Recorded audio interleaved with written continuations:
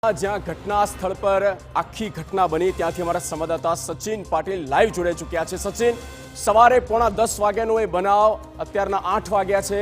Overall આખા દિવસ દરમિયાન શું થયું, આપ ત્યાં પહોંચ્યા, શું આપે મહેસૂસ કર્યું?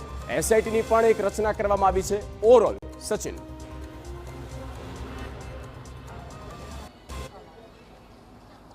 જગદીશ, મારી બરાબર પાછળ તમે જોશો હજુ પણ અહીંયા જેસીબી છે અને સાથે જ સાથે અહીંયા જે પોલીસની ટીમ છે, એસડીઆરએફની ટીમ છે, ફાયરની ટીમ છે, એ હજુ પણ અહીંયા ચેકિંગ ચાલી રહ્યું છે। આ જે પણ કાટમાળ અહીંયા દબાયો છે તો એમાં હજી કોઈ વ્યક્તિઓ છે કે કેમ, કે હજી કોઈ બીજી વસ્તુ ત્યાંથી મળે છે કે કેમ, તો એની જે ફાઇનલ ચેકિંગ જે કહેવાય, કારણ કે આગની ઘટના બન્યા પછી પણ આ જે ચેકિંગ છે ચેકિંગ હાથ ધરાતું હોય છે, પરંતુ અહીંયા જે ઘટના બની છે જગદીશ, એ ઘટના બન્યા પછી જે આખું આ જે સ્ટ્રક્ચર તમને દેખાય છે એ સ્ટ્રક્ચર, એનું ઉપર જે પેલું સીલિંગ હતું એ સીલિંગ સિમેન્ટ કોન્ક્રીટનું હતું અને જે બ્લાસ્ટ થયો છે આટલો પ્રચંડ તીવ્રતાવાળો, ત્યારે એ સ્ટ્રક્ચર આખું નીચે પડ્યું છે।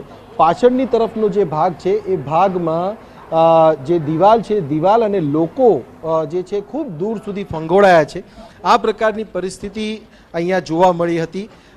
જે પ્રકારે 9:52 આસપાસ જે છે ફાયર બ્રિગેડને કોલ મળ્યો અને ફાયર બ્રિગેડની ટીમ અહીંયા પહોંચી લગભગ 8 મિનિટમાં, એટલે કે 10 વાગ્યાને, ત્યારથી અત્યાર સુધીનું જે કામ છે કામ ચાલી રહ્યું છે અને સવારથી અત્યારનો ઘટનાક્રમ એક પછી એક જે ડેડ બોડીઝ છે એ અહીંયાથી કાઢવામાં આવી છે। એ કોઈના ઘરનો દીકરો, કોઈના ઘરનો બાળક અને કોઈના ઘરનો વ્યક્તિ કમાનારો મુખ્ય આધાર લોકોએ ખોઈ બેઠા છે। અને આ જે ઘટના છે, ઘટના પછી મારી બરાબર પાછળ તમે જોશો તો અહીંયા એક ઓફિસ છે। બ્લાસ્ટ અહીંયા થયો ત્યારબાદ અહીંયા એક ઓફિસ છે અને ઓફિસ પણ તમે જોશો તો અહીંયા આ શટર છે, શટર તમે જુઓ તો તમને અંદાજો આવશે કે બ્લાસ્ટ કેટલો તીવ્ર હશે, કે આખું શટર અહીંયાથી તૂટી પણ ગયું છે અને જે પણ ઓફિસ અંદર છે એ ઓફિસની અંદરનો જે પણ સામાન છે સામાન પણ વેરવિખેર થયો છે। બારીના કાચ તૂટીને જે છે એ આખા રૂમમાં ફેલાયેલા છે, એટલે એની તીવ્રતાનો અંદાજો આપણે આસાનીથી લગાવી શકીએ છીએ।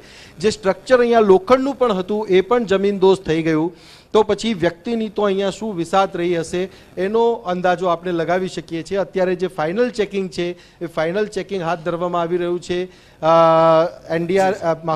એસડીઆરએફ છે, ફાયર બ્રિગેડ છે, પોલીસની ટીમ છે અને તંત્ર જે છે એ કન્ટિન્યુઅસલી અહીંયા વોચ રાખીને જે છે કામગીરી કરી રહ્યું છે। આપ જોઈ રહ્યા છો અહીંયા આ જે યલો સલ્ફર છે, જે ફટાકડા બનાવવા માટે ઉપયોગમાં લેવાતું આ જે પદાર્થ છે એ પદાર્થ અહીંયાથી મળી આવ્યા છે, આની બોરીઓ મળી આવી છે।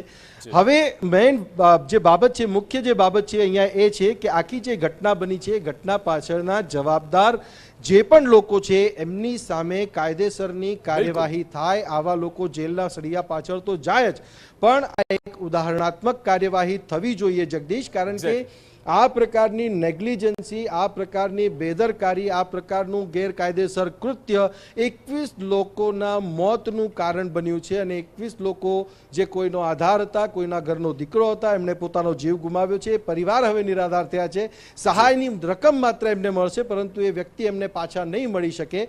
હવે પોલીસની ટીમો પણ કામ કરી રહી છે, એસઆઈટી પણ બનાવવામાં આવી રહી છે, પરંતુ જરૂર હતી એ સમયે જાગવાની કે જે સમયે આ ઘટનાને થતા પહેલા રોકી શકાતી હતી। બિલકુલ। તો એ જે બાબત છે એ બાબતમાં હવે એક કહી શકાય કે તંત્રએ એક એવી પ્રકારની વ્યવસ્થા ગોઠવવાની જરૂર છે કે આ પ્રકારની માનસિકતા ધરાવતા લોકો જે લેવાની જરૂર છે। બિલકુલ સચિન, સતત ઘટનાક્રમ પર આપ નજર બનાવી રાખજો, ત્યાં શું થઈ રહ્યું છે। આભાર અત્યાર પૂરતું માટે। તો પણ જે આગની આ ઘટના બની છે, આપણે ચોક્કસ કહી શકીએ કે આ પરાકાષ્ઠા છે અને હવે ત્યાંથી શીખવાની જરૂર છે, સમજવાની જરૂર છે સિસ્ટમ।